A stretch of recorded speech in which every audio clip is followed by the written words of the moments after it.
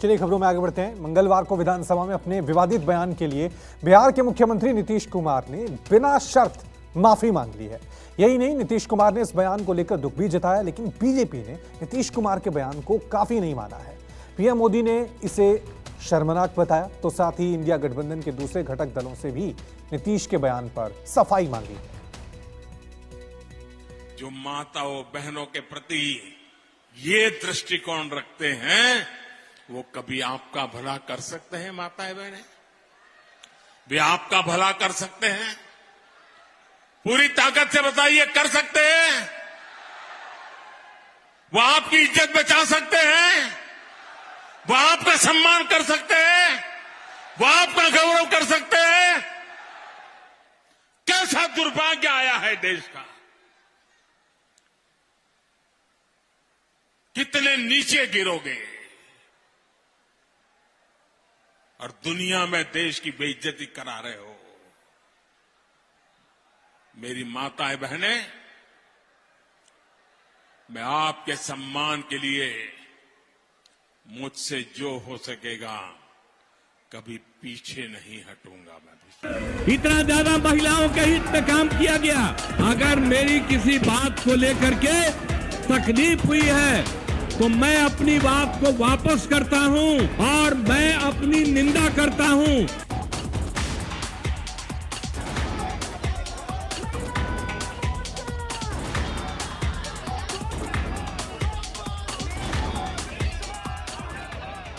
जनसंख्या नियंत्रण पर नीतीश कुमार के जिस विवादित बयान पर पटना से दिल्ली तक घमासान मचा था, मुख्यमंत्री ने भले ही इसके लिए माफी मांगी, खेद भी जता दिया और मैं अपनी निंदा करता हूं। लेकिन बीजेपी को ये माफी काफी नहीं लगी। पीएम मोदी ने नीतीश के बयान को भद्दा और शर्मनाक बताया, तो नीतीश कुमार के बहाने इंडिया गठबंधन को भी आईना दिखा दिया।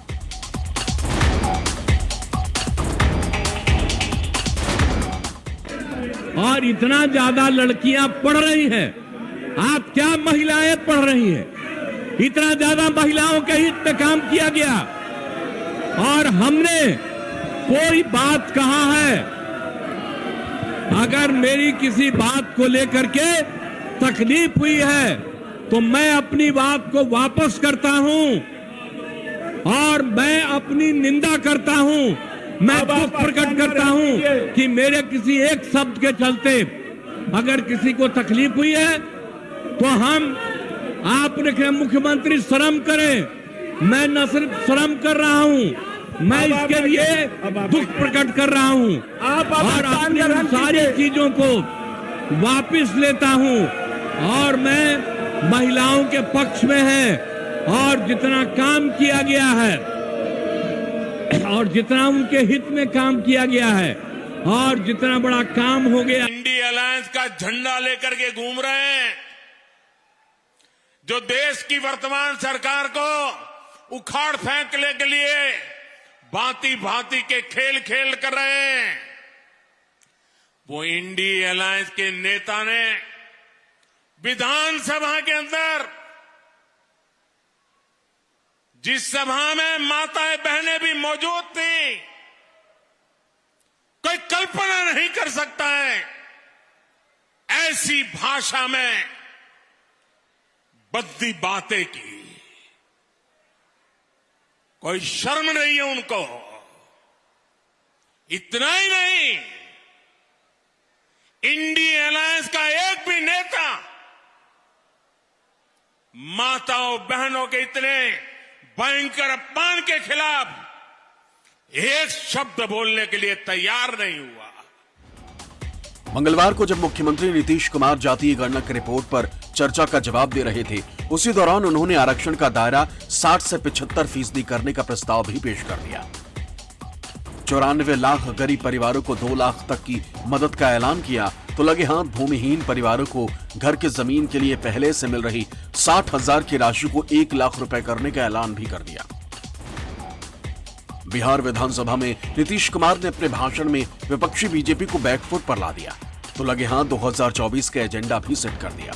लेकिन इसी भाषण के दौरान उनकी जुबान से जो विवादित बयान आए, वो महिलाओं के अपमान का सबब बन गए।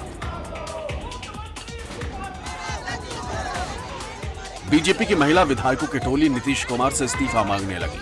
पटना में पार्टी की महिला कार्यकर्ता भी सड़कों पर उतर आई।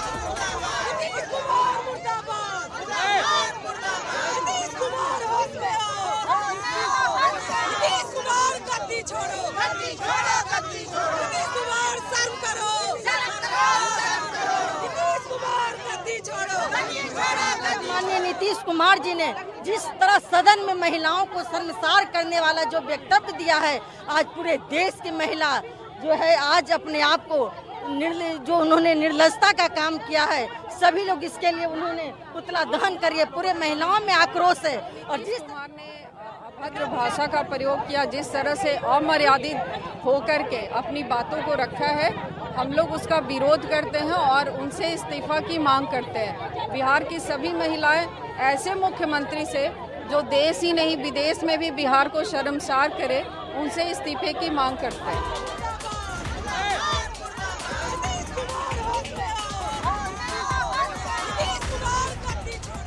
महिला विधायकों और बीजेपी महिला मोर्चा के तेवर देख नीतीश कुमार ने माफी तो मांग ली, दुख भी जताया, लेकिन नीतीश कुमार की ये सफाई बीजेपी नेताओं को रास नहीं आई।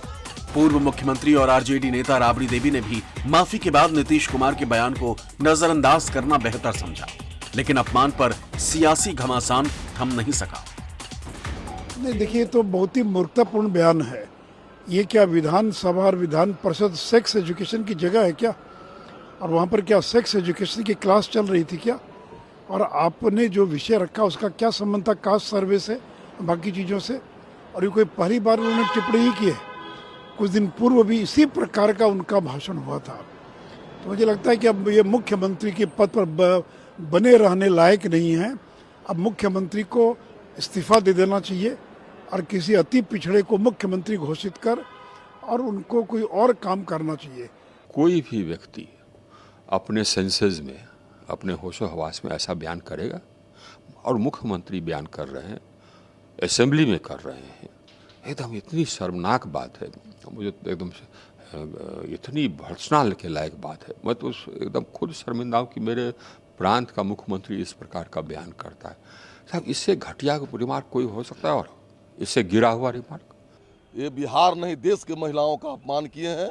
और बिहार ऐसे राज्य का मुख्यमंत्री अगर सदन में ऐसा बोलता है तो निश्चित रूप से उनकी मानसिक स्थिति ठीक नहीं है।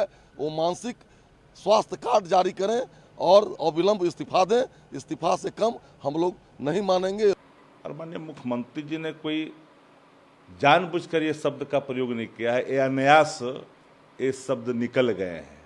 अब जिनको बुरा लगा है, एक विषय अलग है, वो उसको अलग दृष्टिकोण से देखा जानी चाहिए। लेकिन नीतीश जी ने जो बातें कही है वो एक शिक्षा से भी जुड़ा हुआ बात है और वो शिक्षा ग्राह्य योग्य भी है।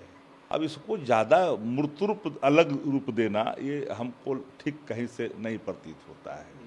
एक तरफ आप पूरे देश के नारी शक्ति का अपमान करते हैं, महिलाओं का अपमान करते हैं, उन पढ़ी लिखी लड़कियों का अपमान करते हैं, और दूसरे दिन आप आकर के माफ़ी मांगते हैं।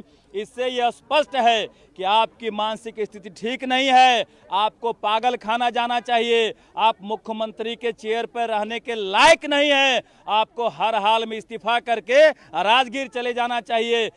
मांगने का लैंग्वेज था वो आप लोगों ने सुना होगा।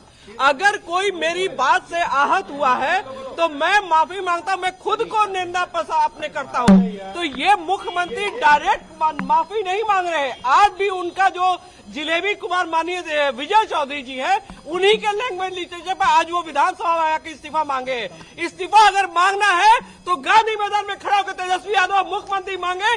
सारी आधी आबादी को जिस तरह अपमानित करने का काम किया दोनों सदनों में, इस माफी मांगने से नीतीश कुमार को बिहार की महिला माफ करने वाली नहीं है। ऐसा बात से कर गया, गलती से कर गया, इसके लिए माफी मांगे। सदन चलने देना चाहिए, सदन चलने देना चाहिए और माफी मांगे।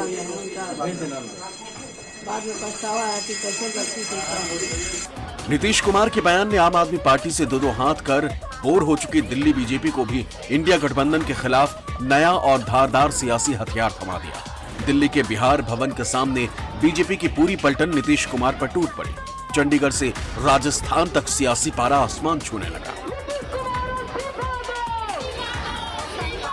बिहार के मुख्यमंत्री नीतीश कुमार ने जिस अभद्र भाषा का उपयोग विधानसभा पटल में किया है निंदनीय है। लोकतंत्र का अपमान किया उन्होंने।